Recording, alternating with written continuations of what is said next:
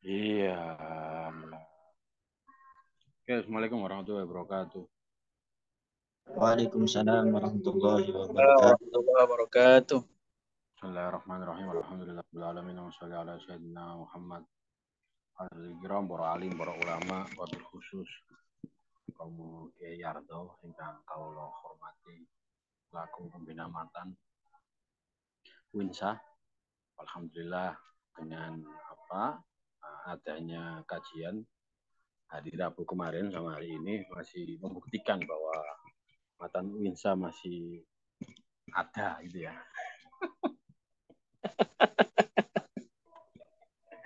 Meskipun di akhir-akhir Ramadan. Alhamdulillah. Salawat serta salam semoga tetap diurahkan ke hadirat junjungan Nabi Agung Muhammad Sallallahu Alaihi Wasallam. Alhamdulillah juga tidak terlalu banyak yang hadir, jadi saya agak bisa los kalau kita. Jadi kita harus penuh Alhamdulillah. Yang pertama saya ingin membuka gini.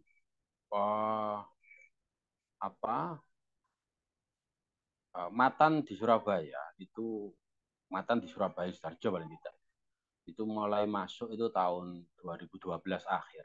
Jadi peresmian matan sebagai sebuah organisasi itu di awal Januari pertengahan 2012 baru kira-kira bulan September 16 itu beberapa teman-teman yang ada di Surabaya Sidoarjo itu diajak ngopi oleh Gus Farif waktu itu yang ditunjuk sebagai ketua meskipun belum pelantikan ketua Matan Jatim untuk kita ngopi-ngopi di pondoknya Gus Hozi itu Tahsinul Akhlak baru.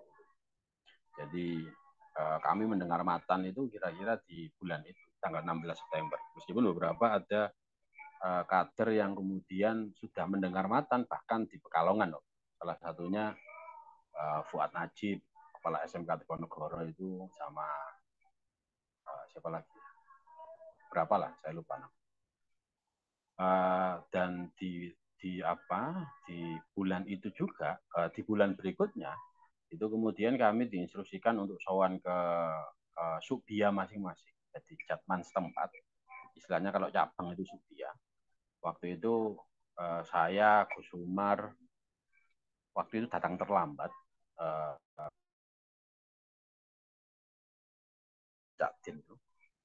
Dan kemudian delalah, meskipun saya datang terlambat dan sudah saya skenariokan ketuanya bukan saya, ternyata Gus Ali Fikri tetap meminta menunjuk saya katakanlah sebagai perwakilan Jatman sebagai ketua Matan Sidoarjo.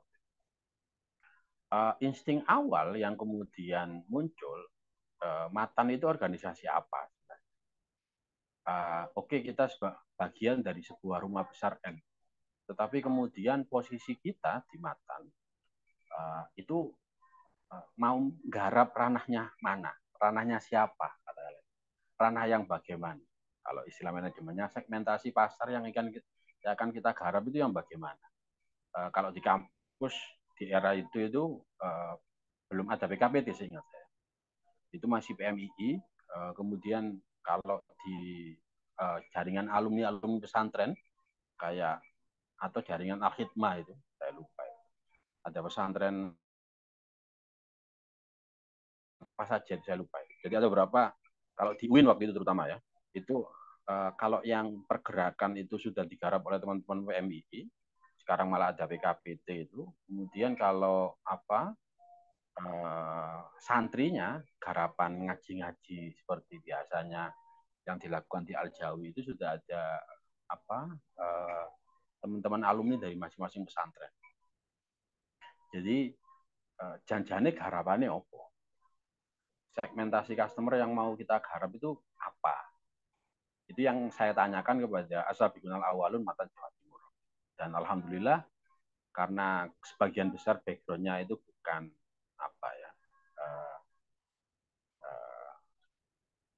aktivis literate gitu ya. Enak. Ya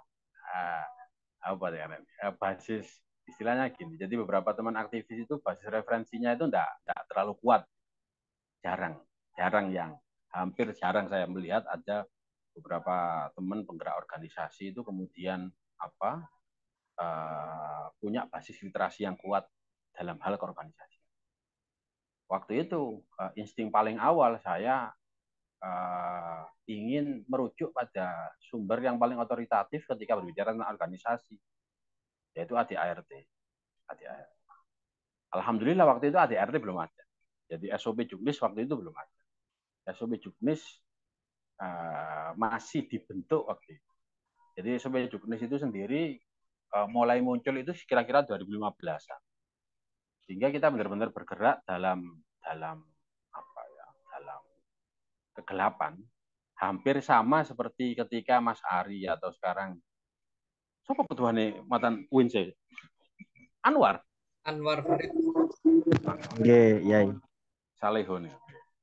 Hampir segelap jenengan-jenengan. Karena itu saya ingin memberikan apa ya beberapa apa ekstraksi lah dari pengalaman-pengalaman saya punya agar jenengan tidak terlalu gelap lah.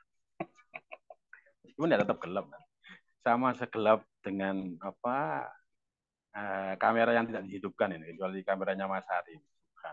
Mas Ari itu hebat.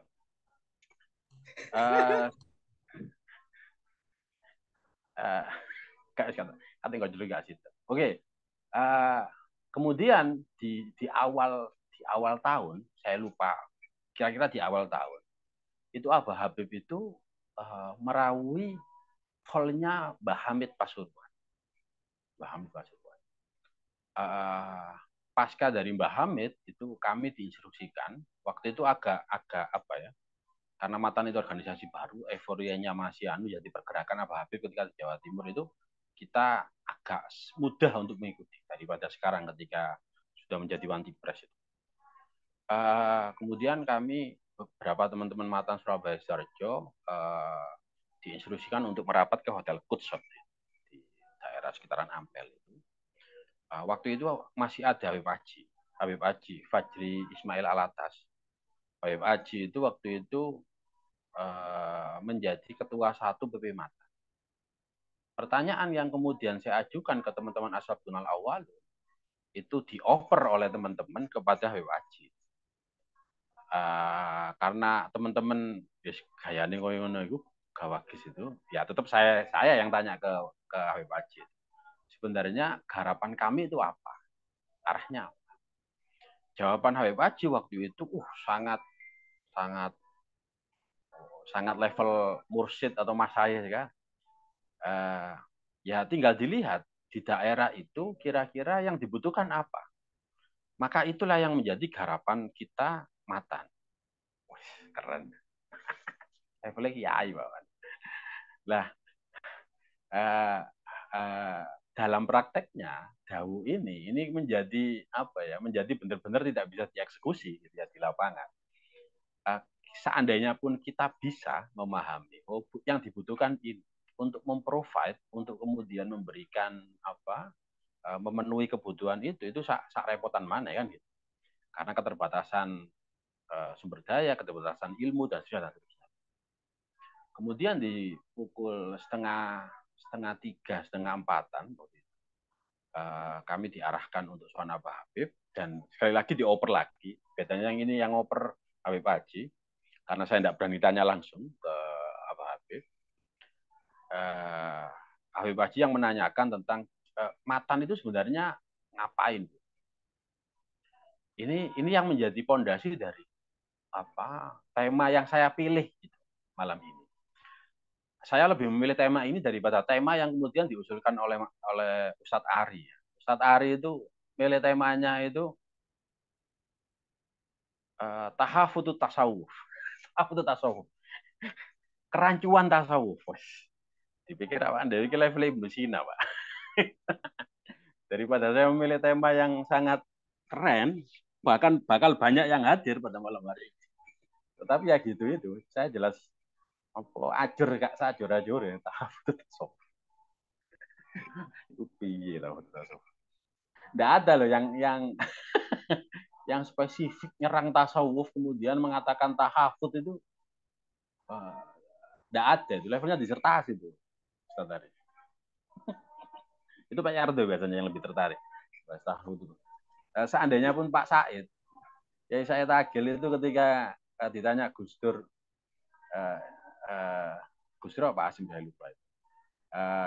Saya ingin buat disertasi yang mengkritik Imam Ghazali. Itu pun tokoh, bukan tasawuf sebagai rumah besar keilmuan yang kemudian diajar itu kan keren. Bukan Ibnu Sina ya, level Wahabi, Wahabi yang literate ya. Entah, Ustadz Ari itu sadar betul enggak apa tema yang diajukan itu sekacau apa? Oke, kembali lagi. Apa? Abah Daud gini. Abah Daud gini. Bahwa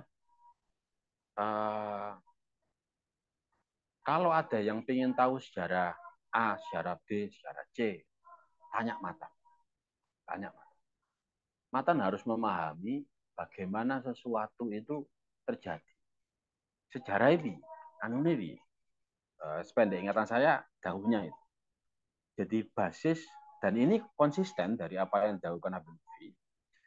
Kalau kita mendengarkan daun-daun beliau di YouTube lah paling tidak ya, bahwa bagaimana kemudian basis pengetahuan beliau itu selalu dibangun dari konstruksi sejarah. Kita tidak bisa kemudian menafikan keberadaan kita saat ini tanpa kemudian kita memahami apa yang sebenarnya menjadikan kita saat ini seperti ini. Ada ujar-ujar Arab yang dikutip oleh Yai Zulfa. Man la madiyalah la hadirullah, man la hadirullah la mustaqbalalah.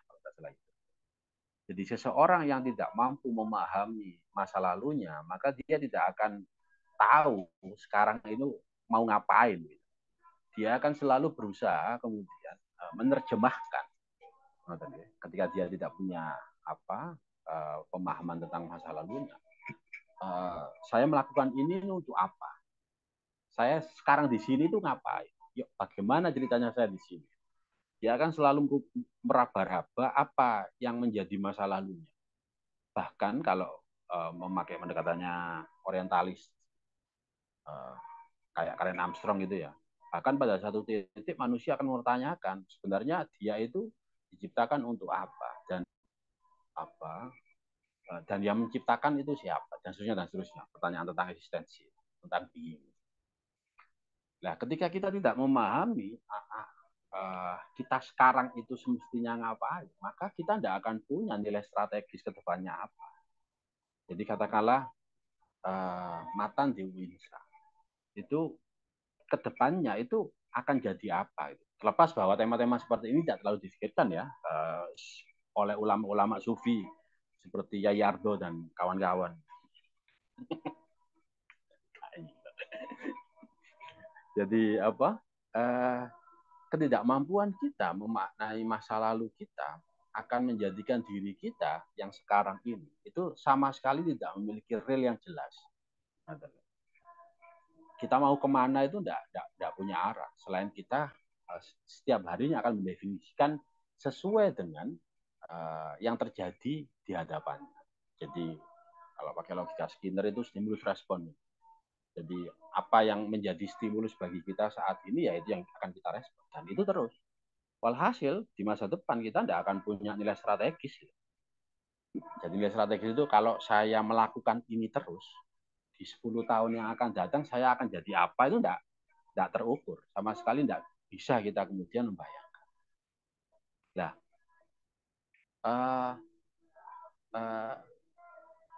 karena kemudian paling tidak ya fondasi pemahaman tentang sejarah itu yang menjadi tugas dari Matan, yang saya dengar sendiri dan beberapa teman-teman itu langsung tahu dari Abah Habib. Walhasil waktu itu yang terjadi kemudian kami beberapa teman-teman Matan Surabaya Sidoarjo itu menuliskan beberapa sejarah pesantren. Salah satunya sejarah Pondok Kebon Dalem dan Pondok Tahsinul Akhlak Baru. Untuk yang Kebon Dalem saya yang nulis waktu itu. Terlepas bahwa kemudian tulisan saya dicomot sama Fuad dan kemudian ditambah-tambahi lah, tambah-tambahi sama Fuad dan kemudian di atas namakan Ustadz Fuad itu. Ya tidak masalah, memang nelitinya Pak. uh, uh, salah satu hal yang kemudian konsisten disampaikan oleh Habib adalah tentang bagaimana kemudian beliau-beliau selalu memberikan kontekstualisasi para penyebar agama Islam di awal-awal itu, terutama para wali itu, bahwa para wali itu ketika menyebarkan agama ini tidak kemudian hanya datang tiba-tiba tanpa ada strategi yang jelas, tanpa ada skill set yang mumpuni, langsung anggar nyebarno, anggar dakwah gitu. Enggak. Seperti yang kita tahu, Abu Habib menjelaskan bahwa Sunan Bonang itu seorang seniman, seorang yang menguasai tentang ilmu ekonomi dan seterusnya lah, hal-hal seperti itu, kalimat-kalimat seperti itu. Jadi ada skill set yang jelas yang kemudian dikuasai oleh para penyebar agama di awal-awal Islam masuk ke Nusantara ini atau ke Jawa. Dan bacaan-bacaan itu kemudian menjadi relate ketika di akhir-akhir ini, terutama dalam hal memaknai keindonesiaan itu sendiri. Jadi being Indonesian, menjadi orang Indonesia itu janjane itu ya apa? Janjane ya terutama dalam perspektif matan, dalam hal ini dalam perspektif sejarah yang bisa kita baca. Sejarah muda lah, saya tidak akan berbicara tentang sejarah yang agak serius. Kita bisa mengakses di internet, terutama dalam tulisan teman-teman NU online itu. Jadi gini, salah satu kritikan yang akan selalu muncul adalah kenapa sih kok kiai-kiai itu berpolitik? Satu, kenapa kok kemudian kiai-kiai itu, ulama-ulama itu akan selalu ada cap itu ulama pemerintah, itu ulama anti pemerintah, itu ulama yang menjadi antek pemerintah, dan seterusnya. Jadi kalimat-kalimat itu akan selalu muncul, terutama ketika di era-era di waktu-waktu mau pilpres kayak gini, pilihan umum ya, pemilu seperti ini. Jadi tuduhan-tuduhan itu, katakanlah gitu ya, framing-framing itu akan selalu muncul. PKI, Arab dan non-Arab, dan seterusnya. Nah, kita tidak akan bisa kemudian, karena ini perspektif matan, yang saya ambil dari perspektif NU terutama. Jadi kita tidak akan bisa memahami bagaimana sih kemudian kita menjadi orang Indonesia tanpa kemudian memahami sejarah itu sendiri. Saya akan membuka dengan polarisasi dua pendapat. Yang pertama adalah bahwa di era Belanda bahwa melawan pemerintah yang sah dalam artian dalam hal ini adalah Belanda itu bisa dihukumi bukan. Itu bisa dihukumi. Di satu sisi adalah bahwa ada yang dinamakan, yang dikategorikan sebagai pahlawan kemerdekaan, yang kemudian mereka berani melawan penjajah, dalam hal ini adalah Belanda, untuk kemudian memperjuangkan apa yang menjadi masalah waktu itu. Salah satu hal yang kemudian kita bisa lihat dari perang yang diinisiasi oleh kaum Tarekat adalah pemberontakan Banten itu. Kata pemberontakan ya, ini sangat perspektif pemerintah sekali. Pemberontakan Banten, pemberontakan para petani di Banten. Jadi pemberontakan Banten itu diinisiasi oleh ikhwan-ikhwan Thariqah Qadiriyah Naksabandiyah. Jadi waktu itu memang ada kedoliman yang jelas kentara yang kemudian diputuskan oleh para wakil-wakil talqin katakanlah gitu, atau khalifah yang waktu itu ada dari Thariqah Qadiriyah Naksabandiyah untuk kemudian melawan penjajah. Ini bisa jenengan lihat di bukunya Dr. Aji Tauhir itu, Ketua Amatan Jawa Barat itu. Ketua Amatan wilayah itu seluruhnya dokter kecuali Jawa Timur. Jadi itu dijelaskan bahwa kedolimannya itu sampai level katakanlah itu. Jadi kita bisa melawan pemerintah itu kan ketika urusannya adalah kemaksiatan. Pada titik kemaksiatan itu relatif, subjektif. sesuai dengan pemaknaan masing-masing, kan gitu. Sesuai dengan keilmuan masing-masing, sesuai dengan pengalaman masing-masing, dan intinya sesuai dengan konteks, sesuai dengan konteks di mana kata itu. Nah, salah satu yang menarik adalah bahwa waktu itu ada, kita bisa lihat di Twitter itu ada apa, tweetnya Gus Islah itu yang menjelaskan tentang Sayyid Usman bin Yahya Al-Alawi itu. Usman bin Abdullah bin Aqil bin Yahya Al-Alawi yang kemudian dicap sebagai pro pemerintah karena beliau adalah mufti yang tanda kutip diberikan legitimasi oleh Ratu Wilhelmina Belanda, yang kemudian menghukumi bahwa pemberontakan Banten, tanda kutip ya, pemberontakan konfrontasi Banten itu yang diinisiasi oleh Toriko Qadiriah Naksabandia itu sebagai sebuah bid'ah, sebagai sebuah sesuatu yang tidak ada di dalam logika beragama. Kalau kita melihat pada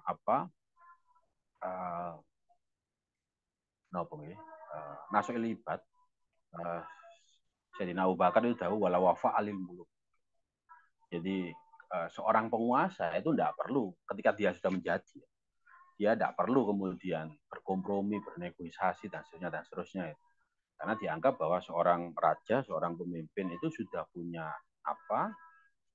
kebijaksanaannya sendiri, sudah punya otoritas kearifannya sendiri untuk kemudian memutuskan sebuah hukum tertentu. Jadi sekali lagi, bahkan di era penjajahan itu kita akan selalu melihat, paling tidak dalam perspektif sejarah ya, bahwa seandainya ada yang memberontak melawan Belanda ataupun mendukung, itu sama-sama memiliki logika berpikirnya masing-masing. Karena kemudian kita memaknai keindonesiaan itu melalui paling mudah, melalui matan, dan matan itu menjadi bagian dari Jamiah Nahdlatul Ulama, maka bangunan paling awal itu di tahun 1933, ada yang mengatakan 33, ada yang mengatakan 35, ini tergantung data yang jenengan baca. Data yang terbaru saya baca 33. Jadi ada sebuah Basul Masail di Muktamar. Muktamar di tahun itu terjadi 1 tahun sekali. Jadi kayaknya lebih logis yang 35 daripada 33. Ada sebuah pertanyaan gini, apa hukumnya orang yang kemudian mati, yang kita tidak tahu, gitu ya, yang kita tidak tahu dia itu agamanya apa? Karena orang sekarang kan beda dengan orang dahulu. Kalau orang dahulu kan mati ya mati saja, tidak ada KTP, tidak ada apapun lah, DNA dan seterusnya itu ranahnya ya DNA. Sehingga kita tidak tahu dia itu agamanya apa dan harus dirawat dengan apa. Nah, kemudian para muktamirin menjawab, Basul Masail itu menjawab bahwa orang yang kemudian mati tanpa kita tahu identitasnya, tanpa kita mampu mengidentifikasi dia itu agamanya apa, maka dia akan dirawat, ditajhis dengan cara Islam. Otomatis yang 4 itu, mandikan, kafani, disolati, dikuburkan. Kemudian di Muktamar 36 Banjarmasin itu muncul pertanyaan gini, sebenarnya daerah kita Indonesia itu sebenarnya masuk daerah apa? Darul Harb, Darul Islam, Darul apa? Terutama dalam perspektif fikih. Kemudian disepakati bahwa karena Nusantara itu pernah dikuasai oleh penguasa-penguasa Islam, yang terakhir mungkin kita bisa melacak di Mataram itu, meskipun kemudian kekuasaannya semakin dikurangi itu ya, atau Aceh itu perang besar terakhir itu, maka para ulama, para mutahmirin pada waktu itu memutuskan bahwa wilayah Nusantara itu adalah Darul Islam. Darul Islam di sini lebih pada konteks politik daripada ke konteks bentuk negara pemerintah gitu ya. Nah, di waktu itu NU itu memilih untuk lebih kooperatif dengan pemerintah, gitu ya. Di tahun itu pula itu nanti dengan kalau baca bukunya Cak Anam, buku Babon NU nglawas ati karane pertumbuhan dan perkembangan NU itu ada istilah organisasi guru, seterusnya lah. Jadi banyak konflik yang terjadi di masyarakat, terutama atas apa ya kebijakan-kebijakan yang dilakukan oleh pemerintah Hindia Belanda, betul. Sehingga kemudian organisasi ormas, katakanlah seperti itu, ormas itu harus bergerak secara terukur, katakanlah itu, untuk kemudian merubah atau mempengaruhi kebijakan-kebijakan tersebut. Dan ini berlangsung terus sampai era Jepang. Seperti kita tahu, ketika jenengan lihat film Sang Kiai itu, jenengan pasti tahu bahwa Mbah Hasim itu pernah dipenjarakan, disiksa, bahkan sampai salah satu jari kakinya itu ada yang hilang, satu atau dua itu. Tapi kemudian berkat kemampuan negosiasi, lobbying yang dilakukan oleh Mbah Wahid, sehingga kemudian Mbah Hasim dibebaskan. Dan di tahun itu pula kemudian karena Jepang merasa bahwa dia tidak bisa melakukan pendekatan yang sama ketika berurusan dengan orang-orang Islam ini, maka kemudian dibuatkanlah Sumubu itu yang menjadi cikal bakal dari Kementerian Agama. Yang diketuai waktu itu adalah oleh Mbah Hasim. Berkat Sumubu inilah kemudian NU, tanda kutip ya, orang-orang Islam itu lebih mudah untuk mengkonsolidasikan dirinya di dalam pemerintahan Jepang, di era pemerintahan Jepang. Sehingga menjadi mungkin, karena waktu itu memang Jepang itu butuh banyak tentara ya, menjadi mungkin ada pembentukan Laskar Hizbullah dan Sabilillah, peta dan seterusnya. Kemudian ada pendidikan militer yang diberikan oleh Jepang dan seterusnya. Ketika kemudian NU memilih untuk dekat dengan pemerintah, itu banyak juga para masai yang tanda kutip tidak sepakat.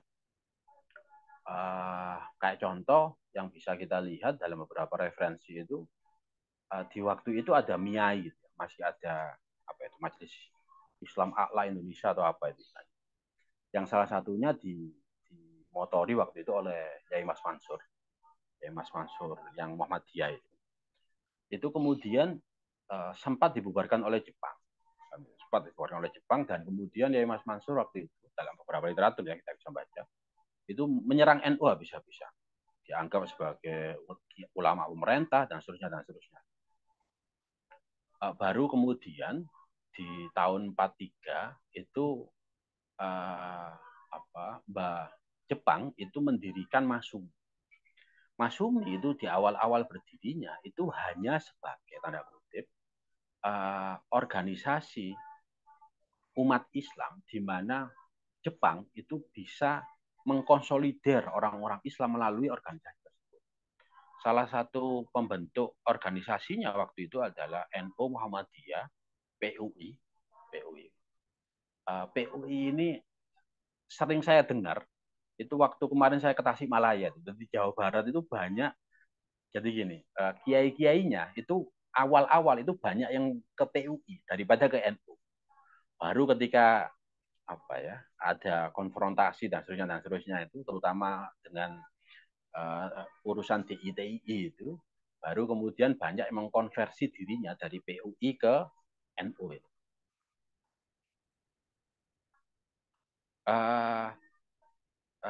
Jadi nama Mbah Hasim waktu itu, nama Mbah Wahid waktu itu sudah dikenal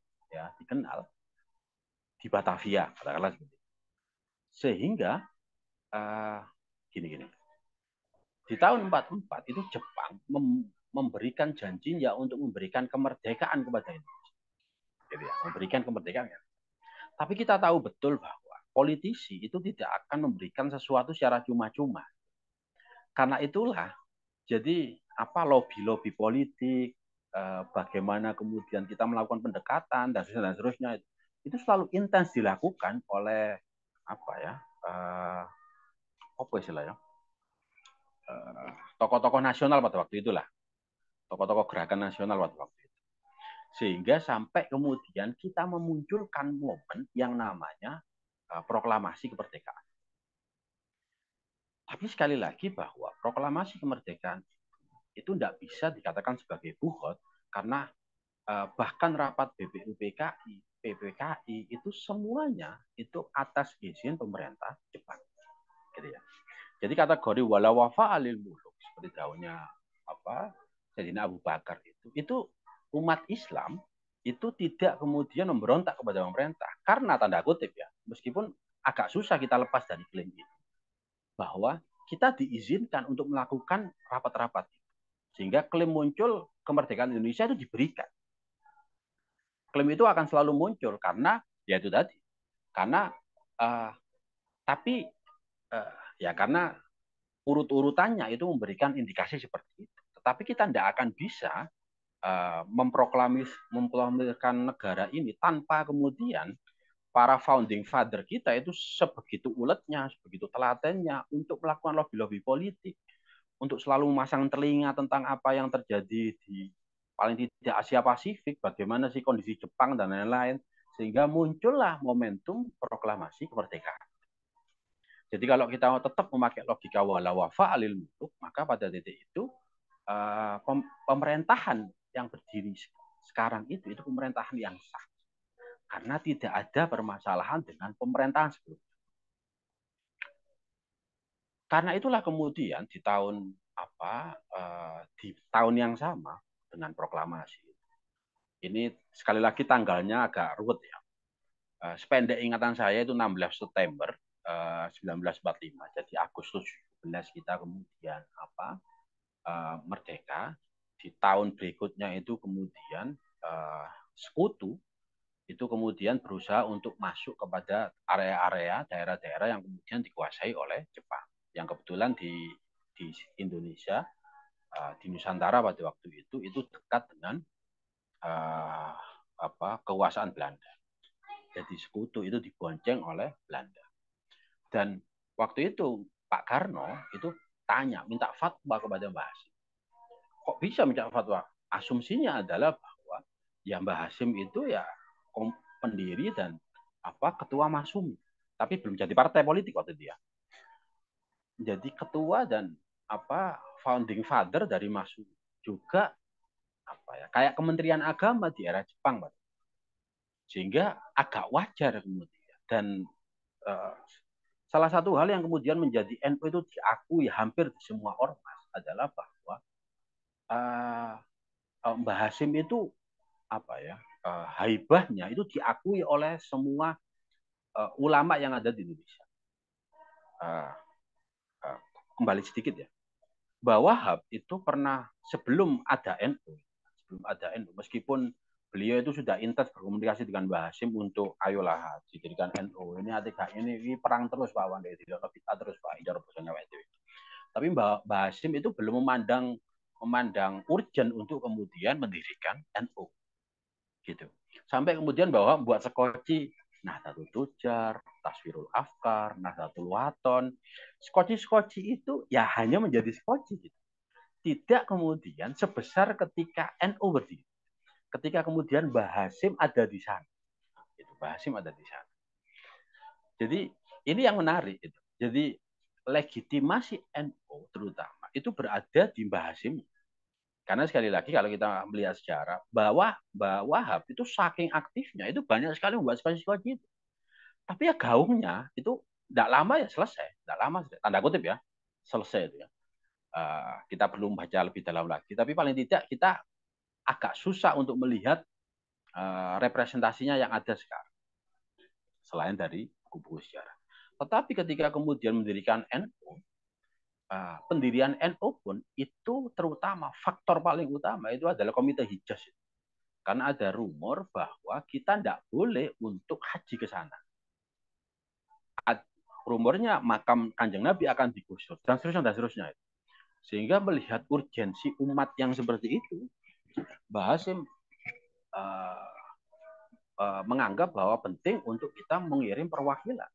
Karena perwakilan yang diusulkan oleh MIAI katakanlah gitu, Majelis Ulama Indonesia itu itu ya tidak mewakili Islam-Islam tradisional, tidak mewakili Islam-Islam orang-orang Islam yang diwadahi oleh NU, yang kita biasa disemakan sebagai Islam tradisionalis.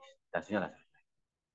Kembali lagi ke fatwa Mbah Hasim tadi. Jadi Pak Karno itu minta fatwa ke Mbah Hasim, apa hukumnya memerdekakan perang melawan penjajah yang akan masuk,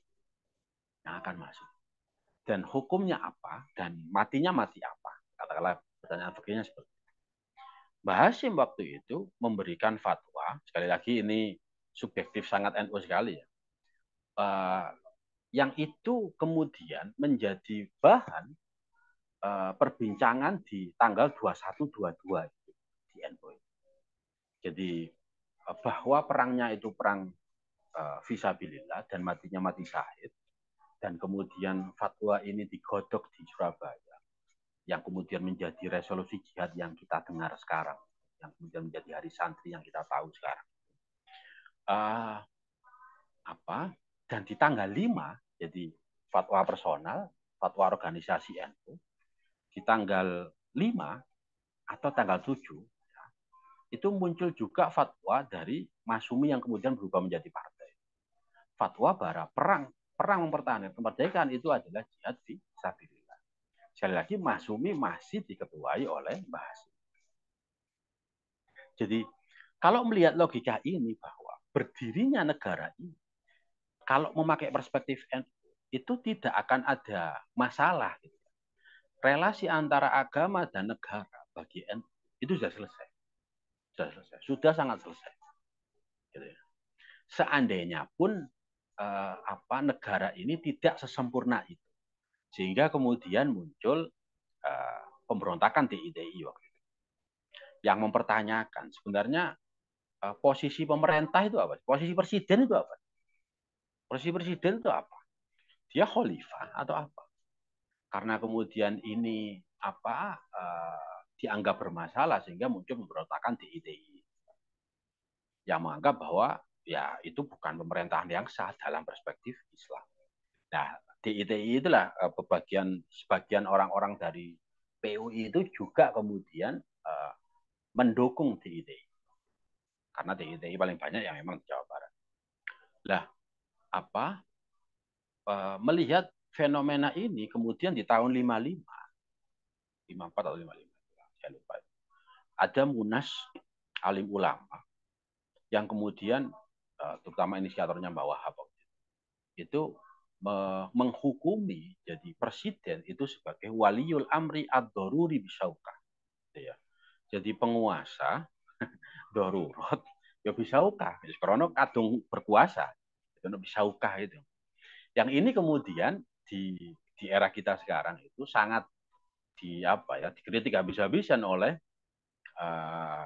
di 4-5 tahun kemana ada Felix Show itu, teman-teman HTI itu darurat kok terus. Darurat kok terus. Tetapi kalau kita menilik sejarah, seandainya pun PPK, BPUPKI dan PPKI itu diulang kembali, maka yang terjadi ya tetap. Yang rapat ya tetap perwakilan setiap agama, setiap suku, setiap organisasi. Walhasil ya tetap kesepakatannya akan tetap menjadi negara yang seperti sekarang itu. Karena itulah kalau kita memahami sejarah sepanjang itu, maka kita akan memahami bahwa relasi antara agama dan negara di Indonesia itu sudah selesai bagi NU. Sudah selesai bagi NU. Seandainya pun kita ulang kembali ya tetap rumusan masalahnya dan kemungkinan solusinya ya tetap saja. Karena itu Yai Ma'ruf Amin dan ulama-ulama sebelumnya, yang paling akhir saya dengar dari Yai Ma'ruf, ya negara ini harus suluh. Ini negara perjanjian. Ya kita sudah sepakat, negara kesepakatan ya, kita sudah sepakat bahwa bentuk negaranya seperti ini.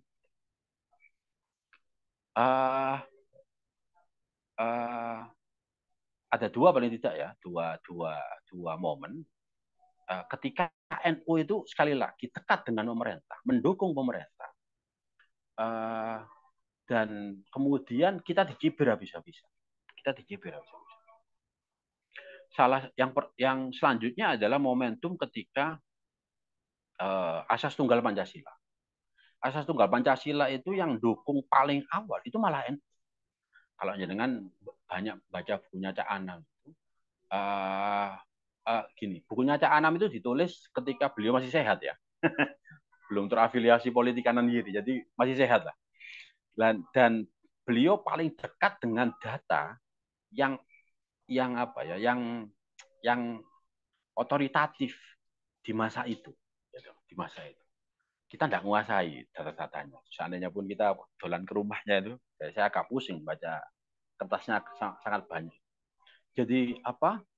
Waktu itu Muhammadiyah, ormas-ormas yang lain itu apa ya?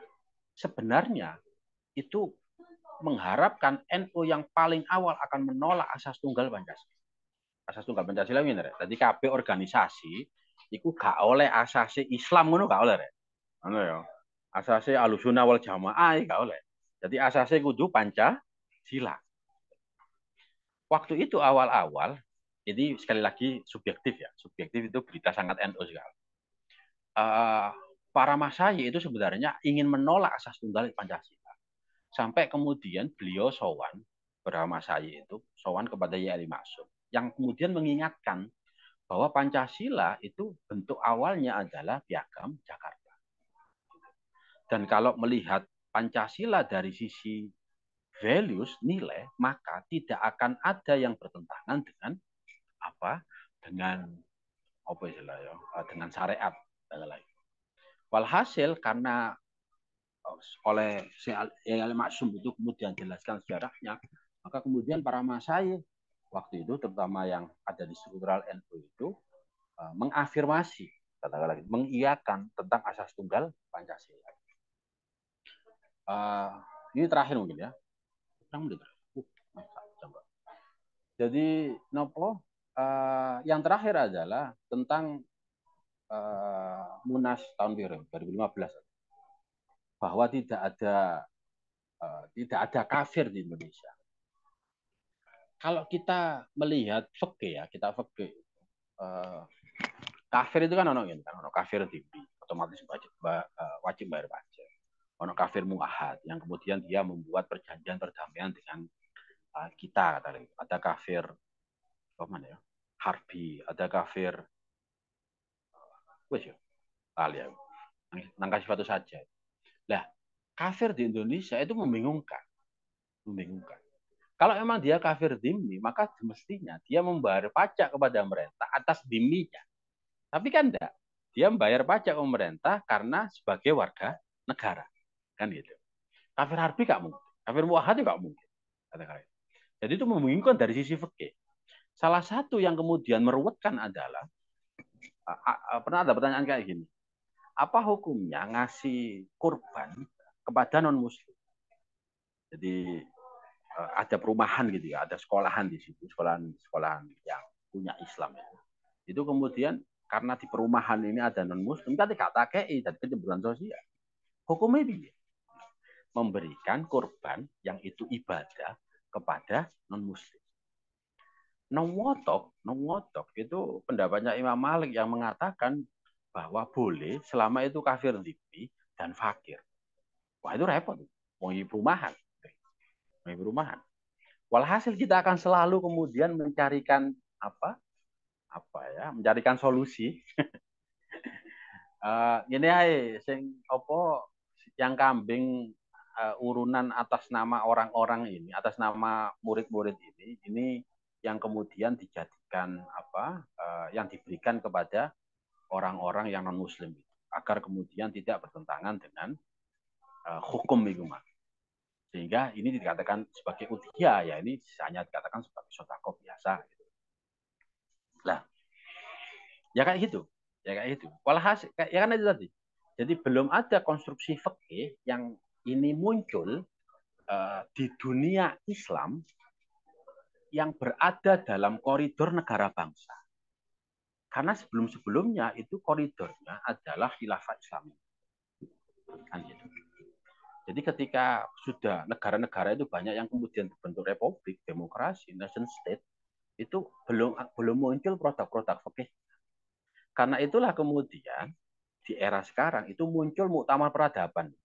Arahnya Gus Yahya itu seperti itu, yang sependek pendengaran saya.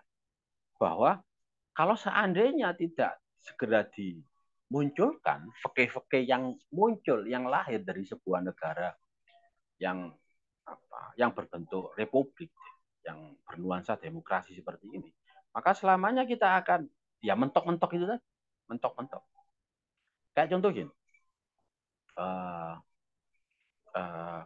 kalau sebagian besar kita Syafi'i ya, jadi kalau ada suami kemudian ngomong talak ke istrinya, terus boleh aja, memang diniati talak atau sak pegat awakmu, yang jelas itu sore talak, maka itu akan jatuh.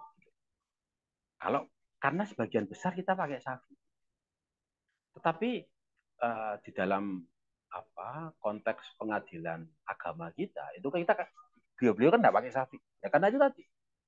Sehingga kemudian talak berapapun yang tidak diucapkan di hadapan hakim, maka itu tidak jatuh. Tidak jatuh. Jadi tadi, kita akan sering menemukan paradoks itu. Di sekitaran kita itu lebih banyak memakai Syafi'i. Tetapi di sisi lain, ketika kita menghukumi, itu kita kemudian menjadi apa? Menjadi yang ikut hukumnya ya. Lah, terakhir yang saya sampaikan masalah politik, jangan lupa bahwa NU pernah menjadi partai politik.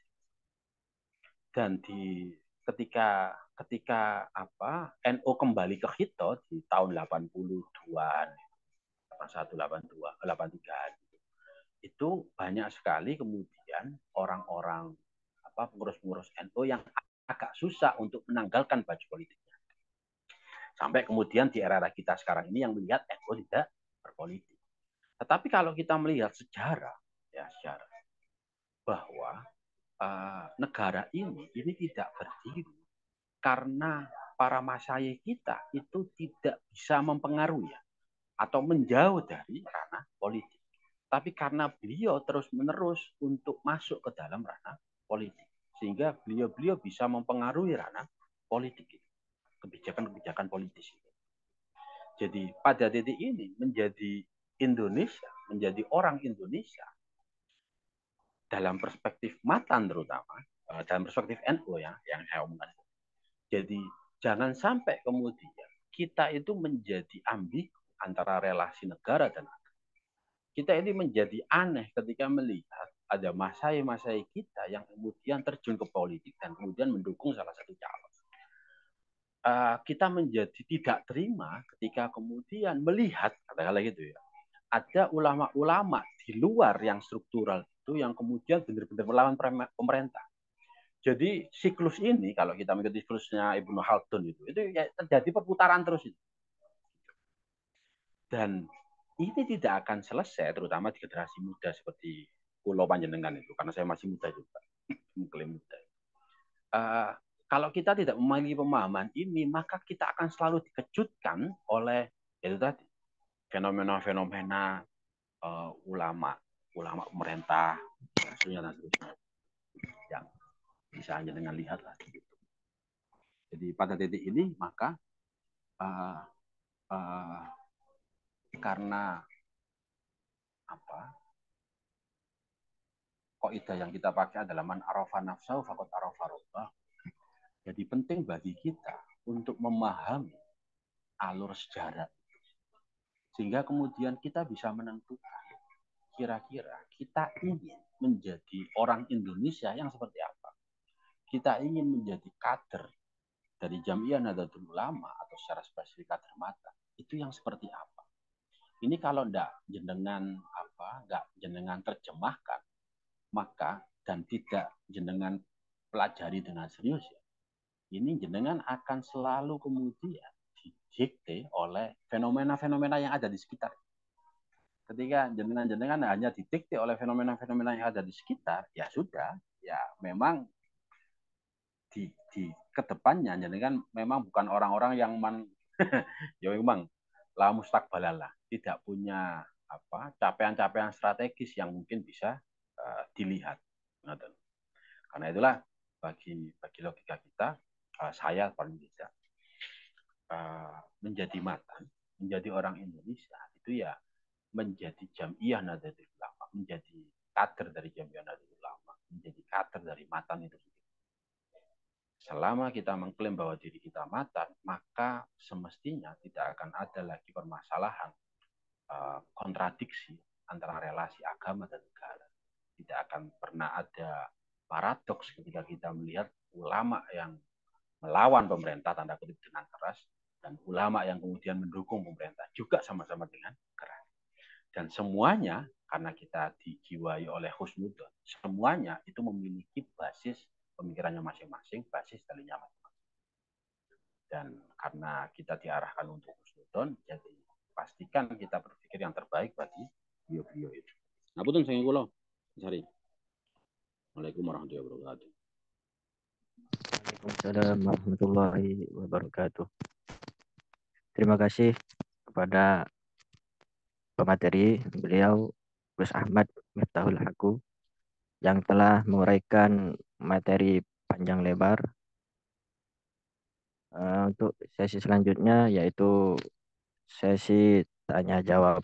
Mungkin ada pertanyaan untuk audiens, monggo ditanyakan.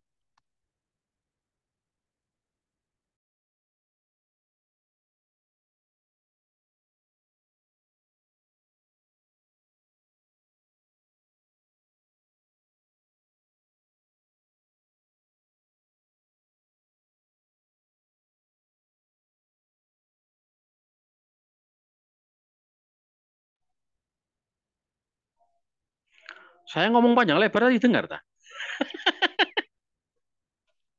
Dengar Gus. Dengar Gus, dengar. Oh, dengar. Ya, betul.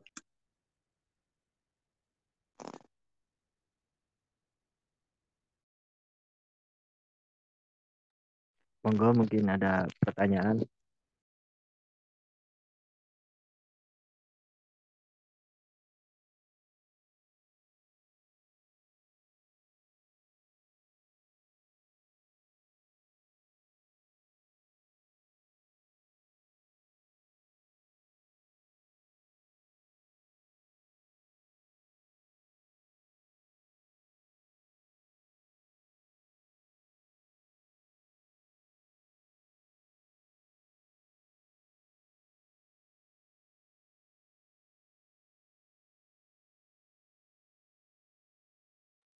Uh,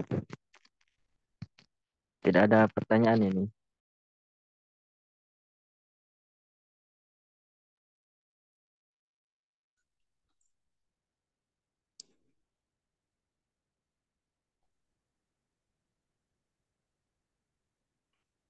Ngapunten nyambung dong.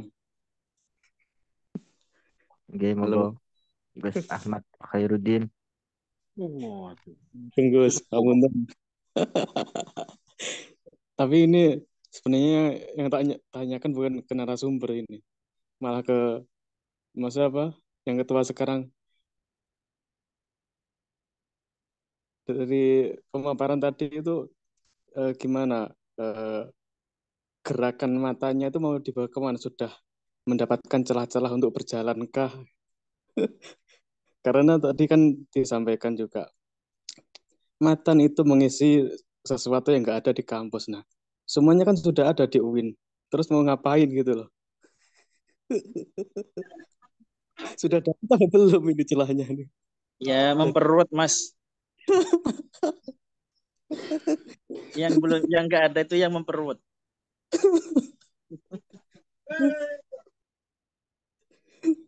Gimana kata deh? Oh, gue dijawab pun.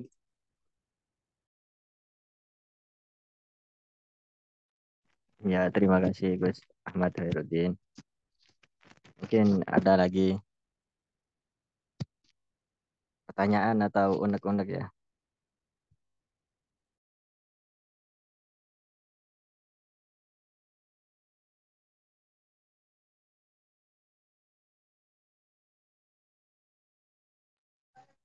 Saya tanya Mas.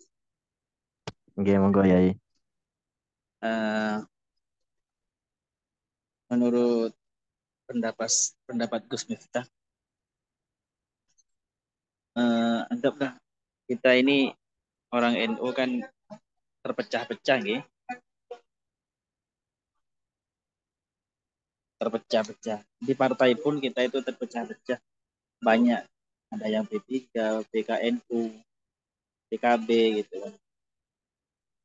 Itu sebenarnya positif nopo boten itu untuk kemajuan NU.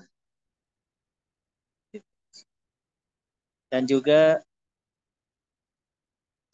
bagaimana komentar Gus Miftah tentang NU ini cenderung kelihatan liberal gitu kan, kelihatan liberal. Tapi di satu sisi dijuluki sebagai Islam tradisionalis gitu. Gitu mas saya mas. Oke, terima kasih Dari Aldo. Eh, langsung jawab atau gimana ini Gus? Oh, manut Pak moderator penguasa. Oke, langsung tanggapan saja Gus.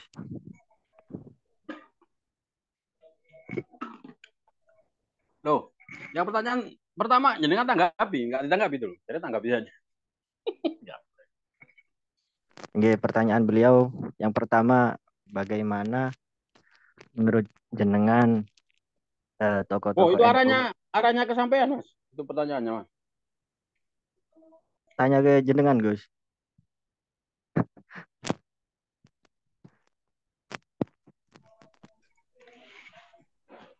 Saya jawab pertanyaannya Yerdo ya. Meskipun beliau lebih mas saya daripada saya. Iki mau rekam tadi? Iya. Oke, Gus, direkam. Kali mau bono nangan. Wah, kacau rokokan. Gini. Salah satu hal fenomena yang paling menarik di NU itu adalah kalau kita melihat dari di teman-teman Muhammadiyah terutama ya, karena kita punya Mus'ab Muqaddas, kader Muhammadiyah tapi beliau Thariqah, paling tidak kita punya sumber lah yang otoritatif tentang teman-teman di Muhammadiyah itu pergerakannya bagaimana. Jadi salah satu hal yang menjadi berbeda antara kita dengan beberapa teman-teman organisasi yang ada di luar adalah NU itu ngajari pintar.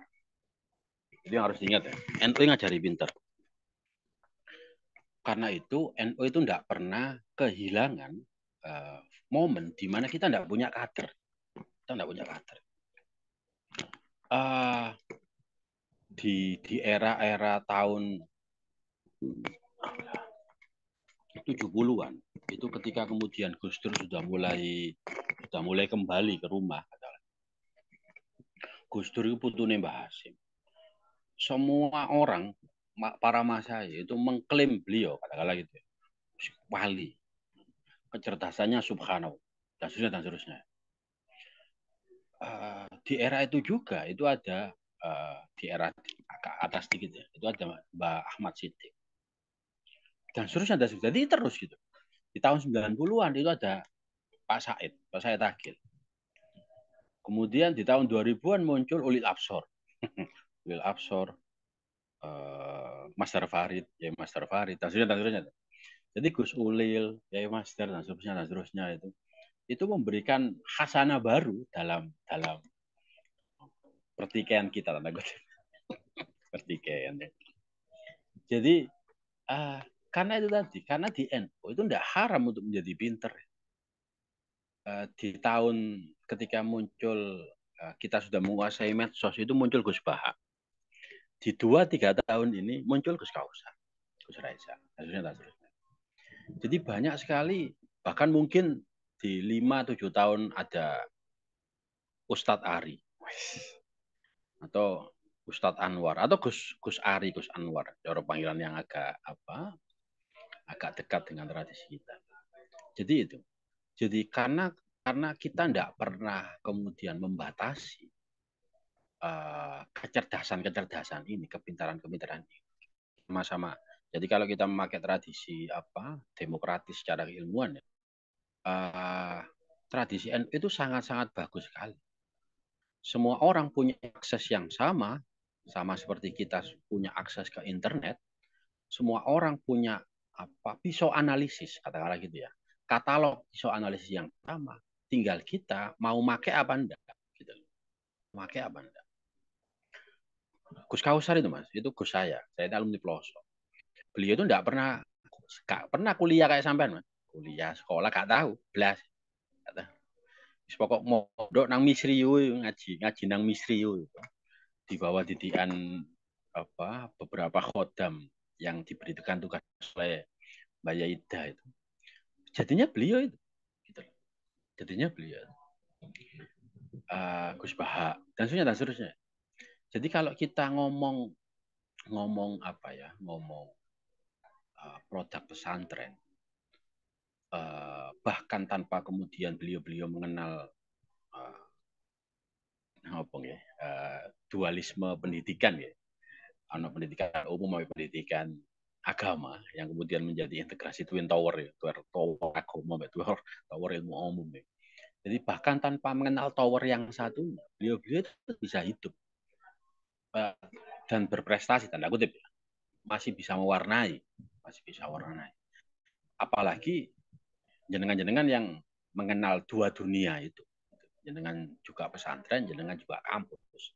Kalau jenengan masih kalah sama beliau-beliau itu perlu dipertanyakan warna keilmuan jenengan itu sebenarnya apa.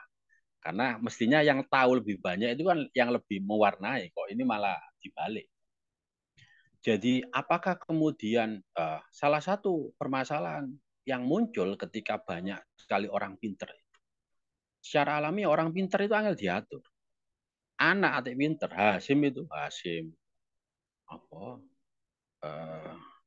Seva, Idong. Calon cerdas-cerdas semua itu. Susah aturannya. Kalau bahasanya Yayardo itu mungkin Gus itu kayaknya mereka bahasa rek kok lali aku ini. Apa kalimatnya? Lali yang jalan. Jadi kecenderungannya arek pinter itu angel diatur. Di situ. Walhasil akan muncul yang aneh-aneh itu, Bagaimana kemudian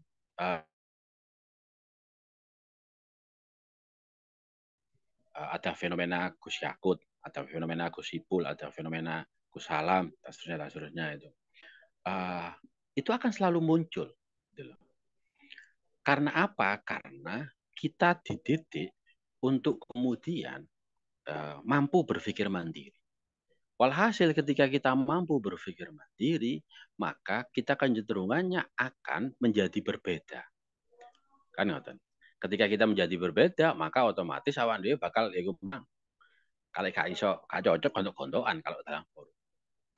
Cuman pertanyaannya, ikhtilafu ummati ini kok dadine rahmat apa enggak? Kan gitu. Karena ini dalam koridor organisasi, maka yang harus diselesaikan dulu adalah pembahasan tentang organisasi. Kita butuh membahas tentang sepinter-pinternya orang, dia akan tetap di NU atau tidak, itu sebenarnya apa? Gitu ya. Parameternya apa? Atau indikatornya ini si NU itu apa? Itu urgensinya. Gitu. Karena seseorang kemudian tidak bisa dikatakan sebagai kader NU, adalah gitu ya, karena kepintarannya saja tidak bisa, karena manuvernya saja tidak bisa. Manuver muasis kita, asabiqunal awalun kita, kayak manuvernya Mbak Wahab yang kemudian masuk ke Nasakom, itu manuver gak aru-aruan, katakanlah gitu, karena asiasa. Jadi sekali lagi, ikhtilafu ummati rahmah. Dan rahmat ini sekali lagi ya, rahmat ini kita harus mengikuti standar pemahaman organisasi. Kita tidak kemudian kembali tanpa standar gitu lah. Soalnya kok ate standar keilmuan walhasil sodorwut dalam artian ya memang tadi aru-aruan, tadi firqah, tadi madhab, tadi Enggak, kita bahas yang paling mudah, yang paling turunan itu adalah bahas dari standar organisasi. Jadi ikhtilafu ummati rahmah itu, rahmat di sana. Kalau mengikuti NU, itu masih masuk kategori rahmat enggak? Masih masuk kategori rahmat enggak? Contoh, dan di Matan dan di Jatman Jamiah Ahli Thariqah Al-Mutabarra'ah Anadiyah, Banom yang kita ikuti itu.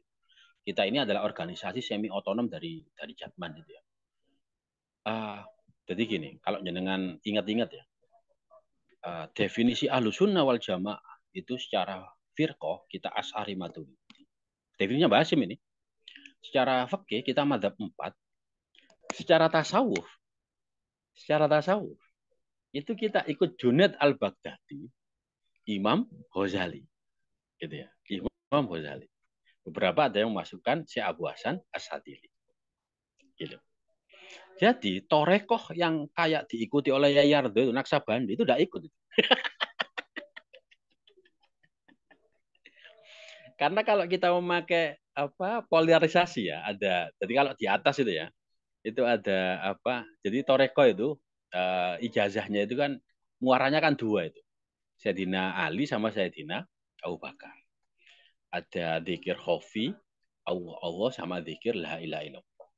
Muaranya yaitu tadi kalau Sayyidina Ali la ilaha illallah, kemudian turunannya itu sekali lagi ini pembagian ulama ya yang diakui lah. Kalau jenengan nggak pakai itu ya apa-apa. Kemudian turun-turunannya adalah menjadi Junaid al-Baghdadi.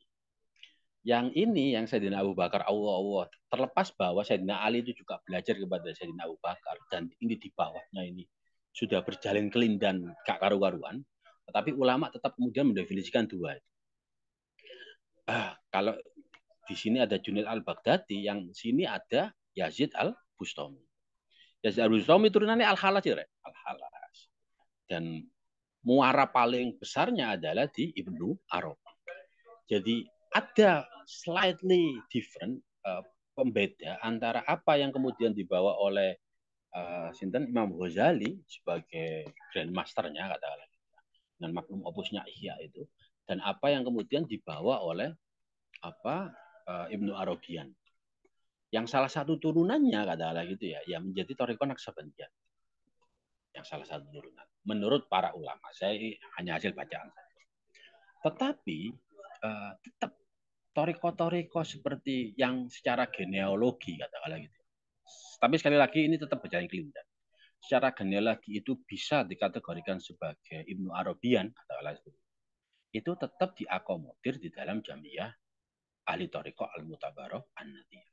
Karena itu dari beberapa uraian Mas Haye, toriko itu mutabar atau tidak dua hal. Secara amal dia bertentangan dengan syariat enggak. Yang nomor dua urusannya klaim kemursitan itu selesai apa enggak. Hal-hal seperti itu.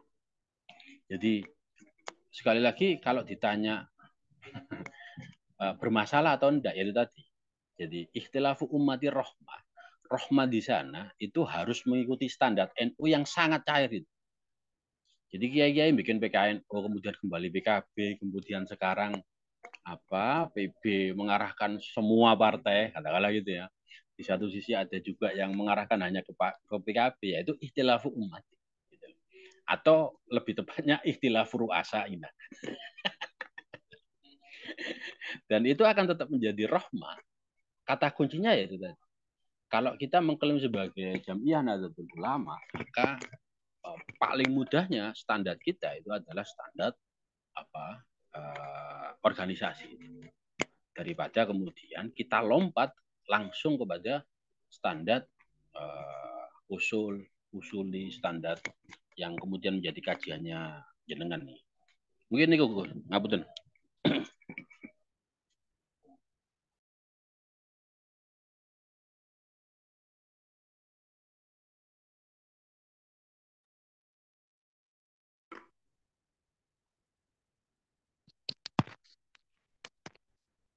Baik, mungkin ada yang lain.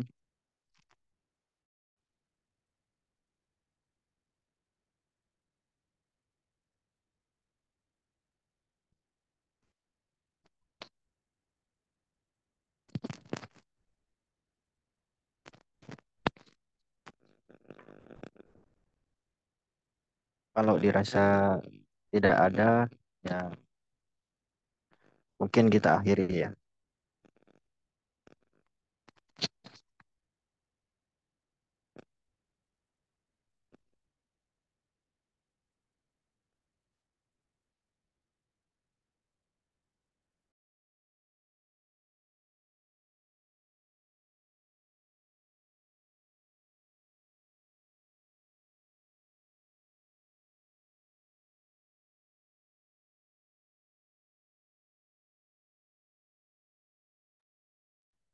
Oke, kita akhiri saja karena waktu sudah kita memakan waktu sudah lama.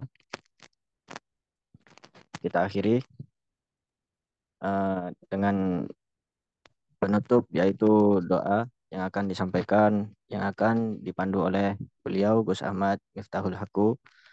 Namun sebelum itu kami selaku moderator, apabila ada kekurangan ataupun kesalahan dalam perkataan, kami mohon maaf sebesar-besarnya. Ihdinas siratal mustaqim. Assalamualaikum warahmatullahi wabarakatuh. Untuk beliau kami persilahkan.